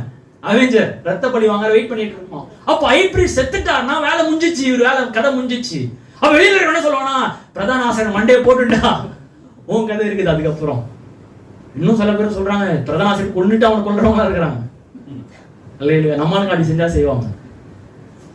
அப்போ நம்ம என்ன பண்றோம், ஆண்டவரே இந்த பிளான்லாம் வேணாம் ஆண்டவரே, வேற பிளான் மாத்துங்க, பிளான் பி ஏதாவது இருக்குதா அப்படின்னு கேட்கிறோம். ஆனா ஆண்டவர் நமக்காக என்ன ஆயத்தப்படுத்தி வச்சிருக்கிறாருன்னா, நீங்க எபிரேயர் 6ஆம் அதிகாரம் 18-20 நீங்க வாசிச்சீங்க. எபிரேயர் 6ஆம் அதிகாரம் 18 எபிரேயர் 6:18 நமக்கு முன் வைக்கப்பட்ட நம்பிக்கையை பற்றி கொள்ளும்படி, எல்லாரும் சேர்ந்து பாருங்க அடுத்த வார்த்தையை, அடைக்கலமாய் ஓடி வந்த, அல்லேலூயா சொல்லுங்க, அடைக்கலமாய் ஓடி வந்தேன். ஆமா, கண்டிப்பா இந்த வசனம் நம்மளை பத்தி தான் பேசுது. நமக்கு 2 மாறாத விசேஷங்களினால நிறைந்த ஆதல் உண்டாக்கும்படிக்கு எவ்வளவு வேண்டும் பொய் உரையாத தேவன். யார பத்தி பேசுறாரு? 19ஆம் வசனம் பாருங்க. 19ஆம் வசனம், அந்த நம்பிக்கை நமக்கு நிலையும் உறுதியும். பாருங்க, பழைய பாட்டுல நிலையே இல்ல, உறுதியே இல்ல. எப்போ பிரதான ஆசாரியர் போவாரு, பழி வாங்கலான்னு வெளியே வெயிட் பண்றான். இப்போ என்ன ஆகுது? திரைக்கு உள்ளாக போகிறதுமான ஆத்தும நங்குரமாய் இருக்கிறது.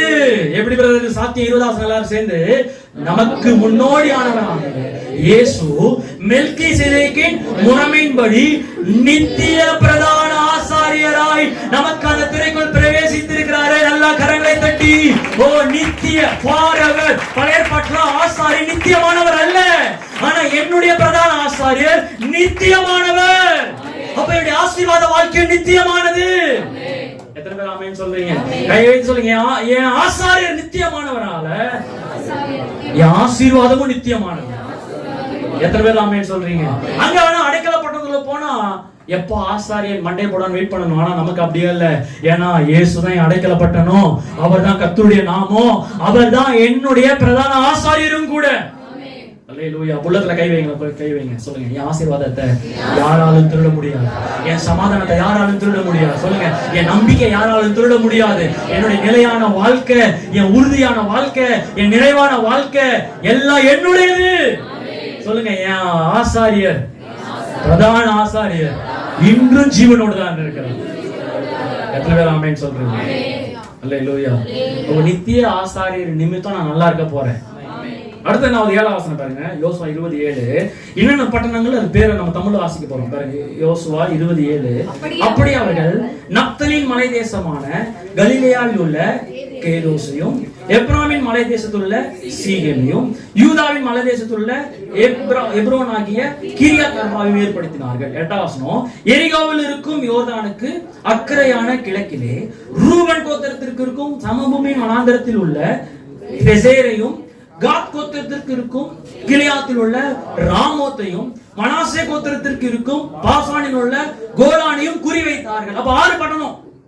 ஏன் பிரதர் இந்த பேர்லாம் இப்படி கஷ்டப்பட்டு படிச்சீங்க, உங்களுக்கு கேட்க கஷ்டமா இல்லையா அப்படின்னு பாக்காதீங்க. இது எல்லாத்துக்கும் ஒரு அர்த்தங்கள் இருக்குது பாருங்க. 6 பட்டணங்கள் என்னென்ன பட்டணம்னா, கேதேஸ், சீகேம், எப்ரோன், பேசர், ராமோத், கோலான்.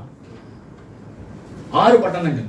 இந்த 6 பட்டணங்களுக்கு 6 அர்த்தங்கள் இருக்குது. கேதேஸ் அப்படின்னா சாங்சுவரி, பரிசுத்தமான வாசஸ்தலம். கேதேஸ் அப்படின்னா நீங்க அடுத்தது நீங்க பாத்தீங்கன்னா சீகேம்னா ஷோல்டர், கடுமையாய் உழைக்கிற தன்மை உடையது. அந்த ஷோல்டரை காட்டுறார் ஆண்டவர்.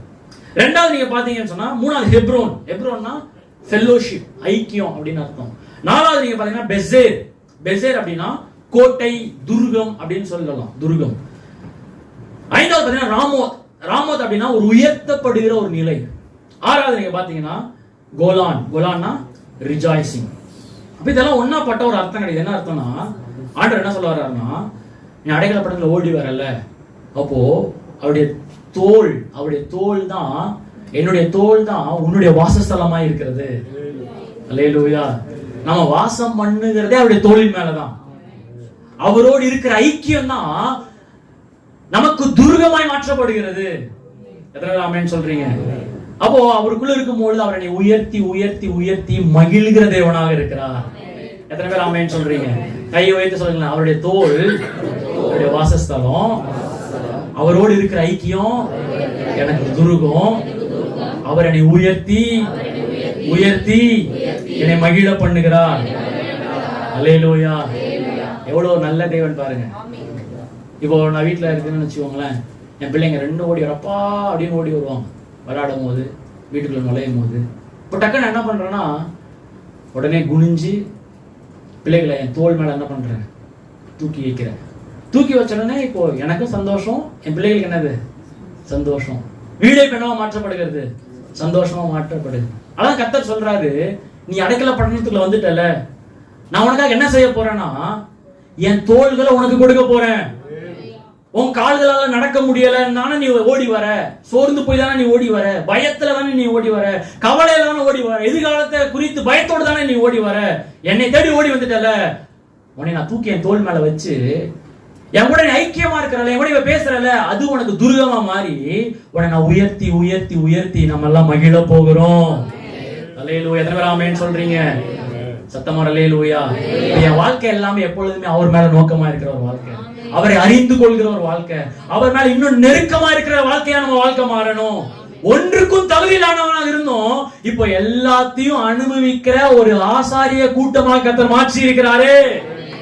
அல்லேலூயா. இயேசு சொல்றாரு, அதனால இன்னைக்கு என் கிட்ட வா, இனி என்னை சொந்த ரட்சகன் ஏற்றுக்கொள்ளியா, இன்னைக்கு ஏற்றுக்கொள்ளு. ஏதாவது ஒரு குறைவோடு நீங்க வந்திருக்கிறீங்களா? கர்த்தர் சொல்றாரு, குறைவான வாழ்க்கை உன்னுடையதல்ல, உனக்காக முழு ரத்தத்தை சிந்தி உன் குறைவெல்லாம் நான் நிறைவாய் மாற்றி இருக்கிறேன்.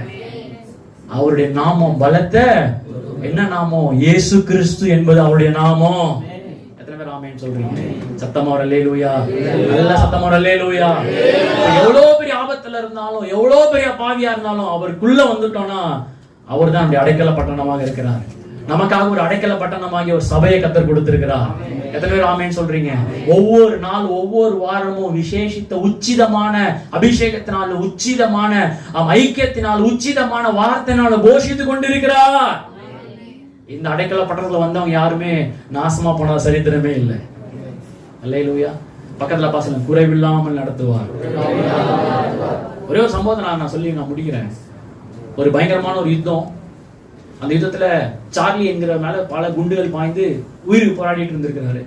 இந்த உயிருக்கு போராடி கொண்டிருக்கிற நேரத்துல அவர் ஃப்ரெண்டு போய் அவரை கொஞ்சம் காப்பாற்றி தண்ணி எல்லாம் கொடுத்து அவர் மடி மேல உட்கார வச்சு, அவனை காப்பாத்துறேன், நீ சாவ மாட்டேன், நீ பிழைப்ப அப்படின்னு சொல்லி அவன் சொல்லிடுற, இல்ல என் வாழ்க்கை முடிஞ்சிருச்சு. அந்த கடைசி நேரம் முழுவதும் சார்லியோட ஒரு ஃப்ரெண்டு இருந்திருக்கிறார். உடனே சார்லி சொன்னாராம், இந்த கடைசி நேரத்துல என் வாழ்க்கை இன்பமா நீ மாத்தினல, உனக்கு ஏதாவது செய்யணும்னு சொல்லி ஒரு பேப்பர் எடுத்து எழுதி அதுல சார்லின்னு சைன் பண்ணி அவங்க கிட்ட கொடுத்தாராம். என்னைக்காவது உனக்கு ரொம்ப கஷ்டம், உன்னால முடியலன்னா எங்க அப்பாவை போய் பாரு அப்படியே லெட்டர் கொடுத்தாரு. அந்த யுத்தத்துல அவர் மரித்து போயிட்டாரு சார்லி. கொஞ்ச நாள் ஆச்சு, யுத்தங்கள் முடிஞ்சது, இவர் வீட்டுக்கு வந்தாரு. வீட்டுல சில பிரச்சனை போராட்ட நிமித்தம் தரித்திரத்துக்குனால தரித்து பல வருஷங்கள் ஆச்சு. அப்போ இந்த கஷ்டத்தின் நேரத்துல ஒரு ஞாபகம் வந்தது, சார்லி கொடுத்த லெட்டர் ஞாபகம் வந்தது. ஏன் அவங்க அப்பா போய் பார்க்கலாமேன்னு சொல்லிட்டு டீட்ராய்ட் அப்படிங்கிற ஒரு இடத்துக்கு அவங்க அப்பாவை தேடி அட்ரஸ்லாம் தேடி கண்டுபிடிச்சு அவங்க அப்பா போய் பார்த்தாராம். சார் உங்க பையன் ஒரு லெட்டர் கொடுத்து அனுப்பிச்சாரு, உங்ககிட்ட நான் காட்டணும்னு வந்திருக்கிறேன். உடனே அந்த லெட்டர் திறந்து அவங்க அப்பா படிச்சாராம். அதில் எழுதியிருந்ததான், அப்பா இவன் என்னுடைய ஃப்ரெண்டு, என் கடைசி நேரத்துல எனக்காக ஆறுதல் படுத்தினா, எனக்கு என் கூட இருந்து எனக்கு தண்ணி கொடுத்து என் கடைசி நேரத்தை இன்பமாய் மாற்றினாரு, அவனுக்கு ஏதாவது நீங்க செய்தே ஆகணும்னு சொல்லி இப்படிக்கு உங்கள் மகன் சார்லின்னு சைன் போட்டிருந்தார். அப்ப அந்த சைனை பார்த்த உடனே சொன்னார், நிச்சயம் என் மகன் தான் கொடுத்துருப்பாரு, தம்பி உனக்கு என்ன வேணும் அப்படின்னு சொல்லி அவர் கட்டி பிடிச்சி முத்தம் கொடுத்து அவர் வீட்டுக்குள்ள கூட்டிட்டு போய் நல்லா சாப்பாடு கொடுத்து சொத்தெல்லாம் காட்டி உனக்கு எவ்வளவு வேணுமோ நீ எடுத்துக்கோ அப்படின்னு சொன்னாராம். அல்லேலூயா. அப்ப இப்ப சொல்லுங்க, இனி அந்த சோல்ஜர் கஷ்டத்துல இருந்திருப்பான்னு நினைக்கிறீங்க? இனி அவன் துக்கத்துல இருந்திருப்பான்னு நினைக்கிறீங்க? எதனால நடந்தது? அந்த குமாரனுடைய சிக்னேச்சர் நாமத்தின் நிமித்தம் நடந்தது. அல்லேலூயா. நமக்கு ஒரு நாமம் கொடுக்கப்பட்டிருக்கிறது. என்ன நாமம் சொன்னா? இயேசு கிறிஸ்து என்கிற நாமம். சிலுவை யுத்தத்துல மரித்து யூதா கோத்திரத்தின் சிங்கமாக அவர் நமக்காக ரத்தம் சிந்தி அவர் இன்னைக்கு பரலோகத்தை திறந்து வச்சு ரெடியா இருக்கிறாரு. என் மகன் நாமத்தோட யாரெல்லாம் வராங்களோ பரலோகத்தின் சகல உச்சிதங்களும் அவங்களுக்கு சொந்தமா மாற போகுது. சிறந்த தயவு, சிறந்த கிருபை, சிறந்த ஞானம், சிறந்த உலகத்துல எல்லாவற்றையும் சிறந்ததாக, உலகத்துல மாத்திரமல்ல ஆவிக்குரிய வாழ்க்கையிலும் சிறந்தவைகளை அவர் தரப்போகிறார். அல்லேலூயா. அப்போ இன்னைக்கு அவர் கேட்கறதுலன்னா இந்த அடைக்கல பட்டணத்தை தேடி ஓடிவா. அல்லேலூயா. எப்பெல்லாம் என் மேல நம்பிக்கை போயிடுச்சு பிரதர்னா கங்க்ராச்சுலேஷன். ஏன்னா இப்ப யாரை நம்புற நேரம் வந்துருச்சு? கர்த்தரை நம்புற நேரம் வந்துருச்சு. அவர்கிட்ட ஓடுற நேரம் வந்துருச்சு. அவர் தான் நம்மளை பாதுகாக்கிறவராக இருக்கிறார். எங்க போனாலும் அவர் பாதுகாக்க வல்லவராக இருக்கிறார். எழுப்பி நிற்போமா, அந்த அடைக்கல பட்டணத்தை விட்டு நான் வெளியே போயிடக்கூடாது ஆண்டவரே, அவரை நான் உறுதியா பிடித்துக் கொள்ளணும். இந்த அடைக்கல பட்டணத்துக்குள்ள இருக்கிற வரைக்கும் தான் நமக்கு பாதுகாப்பு. அங்க ஒரு ஆசாரியன் இருந்தார், அந்த ஆசாரியன் மரித்தா அவன் வாழ்க்கைக்கு உத்தரவாதம் இல்லை. ஆனா நமக்கு ஒரு உத்தரவாதம் என்னன்னு சொன்னா, நித்தமும் நித்திய பிரதான ஆசாரியராக இயேசு கிறிஸ்து நமக்காக இருக்கிறார். ஹல்லேலூயா. எத்தனை பேர் கையை வச்சு சொல்ல போதும், ஆண்டவரே உங்க தோள் மீது நான் சாய்ந்து கொள்வேன் ஆண்டவரே, உங்களோடு இருப்பதுதான் என்னுடைய வாசஸ்தலம். அப்பா நீங்க தான் எனக்கு எல்லாமாக இருக்கிறீங்க. உங்களோடு நான் வாழணும், உங்களோட நான் ஜீவனம் பண்ணணும், உங்களோடு நான் பயணிக்கணும், உங்களோட நான் நெருக்கமாகணும், உங்களோட நான் நேரத்தை செலவிடணும் ஆண்டவரே. எவ்வளவு குற்றங்கள் நான் செய்தேன், எவ்வளவு பாவங்கள் செய்தேன், ஆனா எல்லாவற்றையும் அறியாமல் செய்த அந்த லிஸ்ட்ல கொண்டு போய் வச்சுட்டீங்களா ஆண்டவரே. ஓ ராஷா காதா ராஷியா தரபா. ஒருவேளை நீங்க மனப்பூர்வமாய் அறிந்து தேவன் வேண்டாம் நிராகரிக்கிற ஒரு நிலைமையில நீங்க இருப்பீங்க, இன்னைக்கு நீங்க மனம் திரும்புங்க. உங்களுக்காகவும் அவர் மரித்து இருக்கிறார், உங்களுக்காக ரத்தம் சிந்தி இருக்கிறார், அவர் கிருபை உள்ள தேவனாக இருக்கிறார். ஹல்லேலூயா. கரங்களை உயர்த்தி தேவனை ஆராதிப்போமா.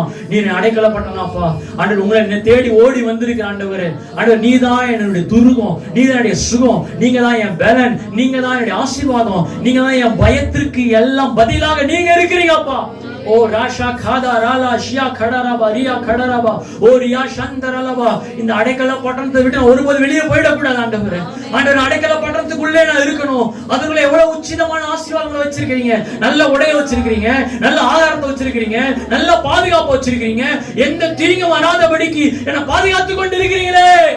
ஓ ராகடரா சந்தரலா ஷியா கடரபா ஓ ரியா கட. இன்னும் நெருக்கமாகணும், இன்னும் அறிந்து கொள்கிற அறிவுல நான் வளரணும், இன்னும் உம்மோடு ஜீவனம் பண்ணணும். ஓ ராஷா கதரலா ஷேதரேபே.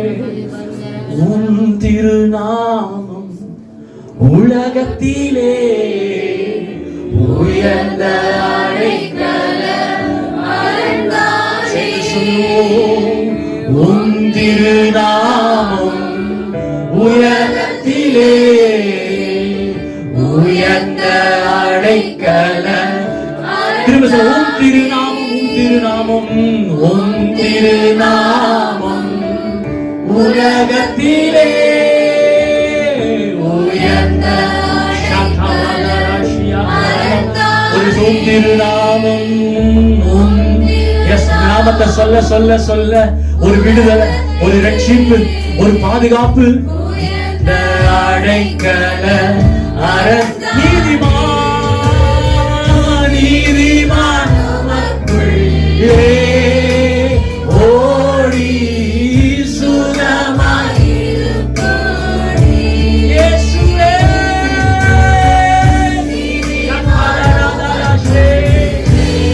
உமக்குள் உமக்குள் கிறிஸ்துவுக்குள் வாழ என் உயிரான என் உயிரான உயிரான உயிரான இயேசு. என் உயிரான உயிரான உயிரான இயேசு.